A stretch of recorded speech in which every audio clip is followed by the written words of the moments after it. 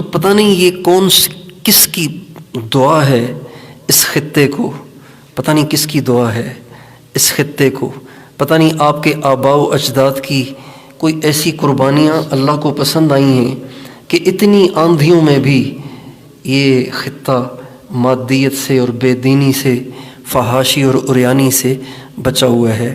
لیکن ایک ڈر اب بھی دل میں ہے کہ یہ جو سوشل میڈیا کا زمانہ ہے، انٹرنیٹ کا زمانہ ہے، یہاں پہ بھی بڑے بڑے موبائل چل رہے ہیں، بڑے بڑے موبائل یہاں بھی لوگوں کے پاس آ گئے ہیں۔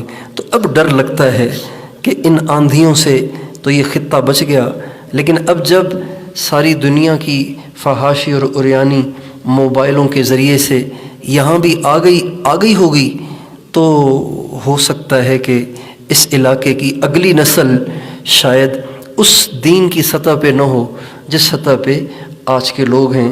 لیکن پھر ان مدارس کو دیکھ کر، مدارس کی تعداد کو دیکھ کر یہ امید سی ہوتی ہے کہ امید ہے کہ اگلی نسل بھی ان کی ایسی ہی ہوگی۔ آخر یہ اتنے سارے بچے جو یہاں پڑھ رہے ہیں، انہوں نے ہی بڑے ہو کے علماء بننا ہے، مسجدوں کے خطبہ بننا ہے اور مدارس کے مدرسین بننا ہے۔ تو امید ہے کہ اگلی نسل کے ایمان کی بھی حفاظت کا انتظام ہوا ہے۔ اس پہ آپ کو اللہ تعالیٰ کا بہت شکر ادا کرنا چاہیے۔ اللہ تعالیٰ فرماتے ہیں لَإِن شَكَرْتُمْ لَأَزِيدَنَّكُمْ وَلَإِن كَفَرْتُمْ إِنَّ عَذَابِي لَشَدِيدٌ۔ اگر تم قدر کرو گے ہم بڑھائیں گے، ناقدری کرو گے چھین لیں گے۔ اس کی قدر کریں، اللہ کا بہت شکر ادا کریں۔ اور اس کی قدردانی پتہ ہے کیا ہے؟ اس کی قدردانی پتہ ہے کیا ہے؟ اس کی قدردانی یہ ہے کہ اگر اسلام آباد کے لوگ آپ کو گاڑیوں میں گھومتے نظر آئیں، لاہور کے لوگ آپ کو بنگلوں میں رہتے ہوئے نظر آئیں، پشاور کے لوگ اگر آپ کو گاڑیوں میں گھومتے ہوئے، جہازوں میں اڑتے ہوئے نظر آئیں، تو آپ کبھی بھی ان کو للچائی ہوئی نگاہوں سے نہ دیکھیں، اس لیے کہ ان کے پاس جو کچھ ہے وہ فنا ہو جانے والا ہے، آپ کے پاس جو کچھ ہے وہ باقی رہنے والا ہے۔ قل متاع الدنیا قلیل، آپ ان سے کہیے کہ دنیا کا مال و متاع بہت عارضی ہے، وقتی ہے، اور جو دنیا کا ساز و سامان لوگوں کے پاس ہے یہ ان کے پاس ہمیشہ نہیں رہے گا۔ پشاور کے جو لوگ گاڑیوں میں گھوم رہے ہیں اور جہازوں میں اڑ رہے ہیں، کراچی، لاہور اور پنڈی، اسلام آباد کے جو لوگ بڑے بڑے بنگلوں میں رہ رہے ہیں، وہ بنگلوں میں رہ رہے ہیں، آپ کچے مکانوں میں رہ رہے ہیں۔ ان کے پاس سوئی گیس بھی ہے، آپ کے پاس سوئی گیس بھی نہیں ہے۔ ان کے پاس عالی شان پھسلتی ہوئی سڑکیں بھی ہیں، آپ کے پاس سڑکیں بھی نہیں ہیں۔ ان کے پاس دنیا کی ساری سہولیات موجود ہیں، آپ کے پاس دنیا کی ضروریات بھی نہیں ہیں۔ لیکن اس کے باوجود بھی آپ اپنے آپ کو ان سے چھوٹا نہ سمجھیں، اپنے آپ کو احساس کمتری میں نہ لے جائیں، اس لیے کہ آپ کے پاس جو دولت ہے وہ باقی رہنے والی ہے۔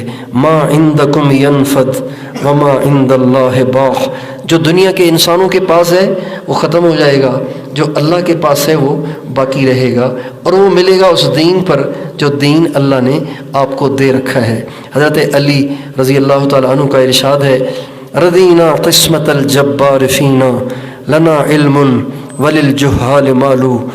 اللہ کی تقسیم ہے، اللہ کی تقسیم ہے۔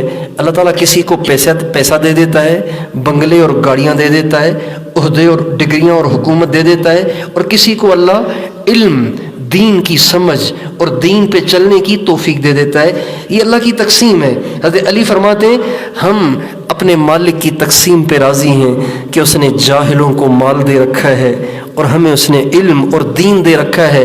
اے اللہ ہم تیری اس تقسیم پہ راضی ہیں۔ فَإِنَّ الْمَالَ يَفْنَى عَنْ قَرِيبٍ وَإِنَّ الْعِلْمَ بَاقٍ لَا يَزَالُ۔ مال ختم ہو جائے گا، علم اور دین باقی رہے گا۔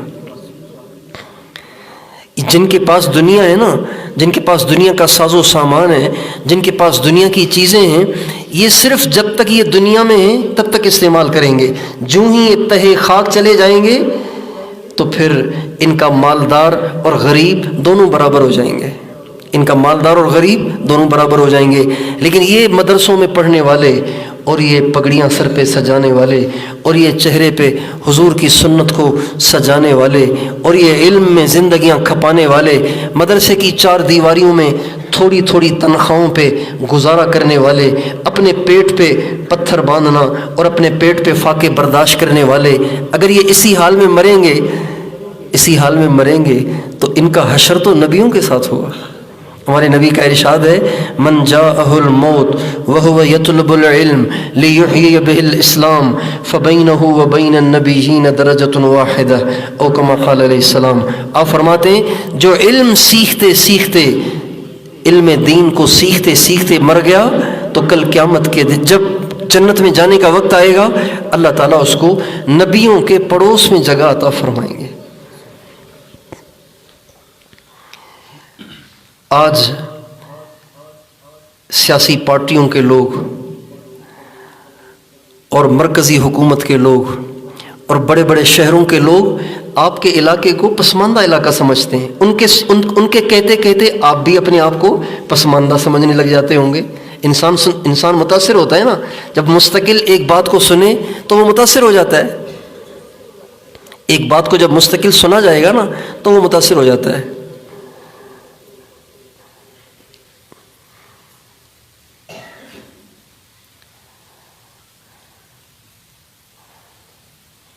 لوگ کہتے ہیں بلوچستان کے لوگ پسماندہ ہیں، لوگ کہتے ہیں قلعہ عبداللہ کے لوگ پسماندہ ہیں، لوگ کہتے ہیں چمن کے لوگ پسماندہ ہیں۔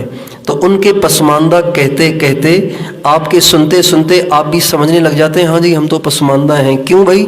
سڑکیں ہی نہیں ہیں، سوئی گیس ہی نہیں ہے، پیٹرول پمپ ہی نہیں ہے، اور یہاں فصلیں ہی نہیں ہیں، یہاں باغات ہی نہیں ہیں، اور یہاں دنیا کی سہولیات ہی نہیں ہیں۔ ایسے ہی ہوتا ہے نا، دنیا کہہ رہی ہے کہ آپ پسماندہ ہیں، لیکن حقیقت یہ نہیں ہے، آپ پسماندہ نہیں ہیں، آپ پسماندہ نہیں ہیں، آپ پسماندہ نہیں ہیں۔ اس لیے کہ آج لوگوں کے پاس جو ترقی یافتہ ہونے کا معیار ہے نا، معیار وہ ان کے پاس مادہ ہے، پیسہ ہے، دنیا ہے، مال و زر ہے، حکومت اور عہدے ہیں، اسکول اور کالجز اور یونیورسٹیاں ہیں۔ یہ ان کے پاس ترقی یافتہ ہونے کا معیار ہے، یہ معیار ہے۔ اگر یہاں بہت بڑی یونیورسٹی بن جائے جہاں پہ لڑکیاں لڑکے کٹھے پڑھ رہے ہوں، لڑکیاں لڑکے کٹھے پڑھ رہے ہوں، اور لڑکوں کی داڑھیاں صاف ہوں، اور لڑکیوں کے سروں سے دوپٹے اترے ہوئے ہوں، لڑکیوں نے بھی پینٹ پہن رکھی ہو، لڑکوں نے بھی پینٹ پہن رکھی ہو، تو دنیا بھی کہے گی آپ ترقی یافتہ ہیں۔ اور ان کے کہنے سے آپ بھی سمجھ جائیں گے، آپ بھی سمجھنے لگیں گے ہاں جی اب کچھ کام ہو رہا ہے، ورنہ تو ہمیں کوئی پوچھتا ہی نہیں تھا۔ نہیں میرے دوستو، ترقی یافتہ ہونے کا معیار وہ نہیں ہے جو پاکستان کے بے دینوں نے گھڑا ہے، پاکستان کے بے دینوں نے ایجاد کیا ہے۔ ترقی یافتہ ہونے کا معیار کیا ہے؟ ترقی یافتہ ہونے کا معیار کیا ہے؟ ترقی یافتہ ہونے کا معیار یہ ہے کہ کون محمد مصطفیٰ کا غلام ہے، کون ان کے نقش قدم پر ہے، کون ان کے طریقے پہ چل رہا ہے، کون ان کے دین کو سینے سے لگائے ہوئے ہے اور کون ان کے طریقے سے ہٹا ہوا ہے۔ یہ معیار ہے۔ حضرت عمر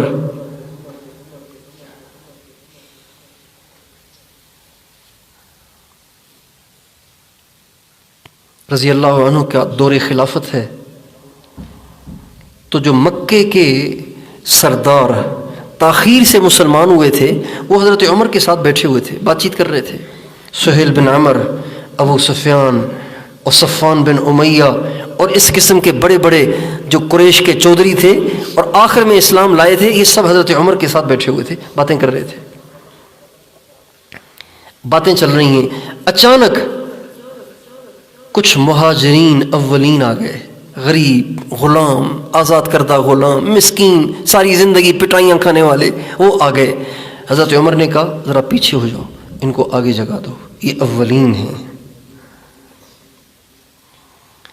کچھ اور آ گئے، حضرت عمر نے کہا تھوڑا سا اور پیچھے ہو جاؤ، ان کو آگے آنے دو۔ کچھ اور آ گئے، فرمایا اور پیچھے ہو جاؤ، ان کو آگے آنے دو۔ آخر میں حضرت بلال آئے تو حضرت عمر کھڑے ہو گئے، فرمانے لگے جاء سیدنا بلال، ہمارا آقا بلال آ گیا۔ غریب مسکین حبشی آدمی، غلام، اب جب یوں ہوا اور مجلس ہو گئی برخاست، جب مجلس برخاست ہوئی تو وہ جو ابو سفیان، صفوان بن امیہ، سہیل بن عمر اور اس قسم کے دوسرے جو قریش کے چودھری رہے تھے اور آخر میں اسلام لائے تھے، جب مجلس سے اٹھے کہنے لگے آج عمر نے تو ہماری بڑی بےزتی کر دی، غلاموں کو آگے بٹھایا اور ہمیں پیچھے کرتے کرتے جوتیوں میں جا کے جگہ دی، عمر نے تو آج ہمارے ساتھ اچھا نہیں کیا۔ تو ان میں سے ایک نے کہا، انہی میں سے ایک نے کہا چلو یہاں تو بے عزتی ہو ہی گئی، یہاں تو جوتیوں میں جگہ آ ہی گئی، لیکن ایسی کوئی صورت بناؤ کہ کہیں آخرت میں ایسے نہ ہو، ایسی کوئی صورت بناؤ کہ آخرت میں کہیں ایسے نہ ہو۔ چنانچہ یہ سب دوبارہ حضرت عمر کے پاس آئے، کہنے لگے عمر امیر المومنین، آج جو آپ نے ہمارے ساتھ کیا وہ آپ نے بھی دیکھا، ہم نے بھی دیکھا، لیکن اب ہم آپ سے کوئی شکوہ شکایت نہیں ہے، یہ ہمارے اپنے ہی کرتوتوں کی سزا ہے، یہ ہمارے اپنے ہی ہاتھوں کی کمائی ہے، لیکن آپ کوئی ایسی صورت ہمیں بتائیں کہ جیسے آج ہمیں دنیا میں اور پیچھے کیا جا رہا ہے، اور پیچھے کیا جا رہا ہے، اور پیچھے کیا جا رہا ہے، ایسی کوئی صورت ہے کہ آخرت میں ایسی بے عزتی نہ ہو؟ ایسی کوئی صورت ہے؟ تو فرمایا ہاں اس کی صورت ہے۔ کیا؟ شام چلے جاؤ، اپنی زندگیاں جہاد میں لگا دو اور اللہ کے نام پہ قربان ہو جاؤ، شاید اس سے تمہاری اس کمی کی تلافی ہو جائے۔ ترقی یافتہ ہونے کا معیار مادیت نہیں ہے، گاڑیاں نہیں ہیں، مال و زر نہیں ہے، اور انگریزی پڑھا لکھا ہونا نہیں ہے۔ ترقی یافتہ ہونے کا معیار اللہ کے نبی کی غلامی ہے۔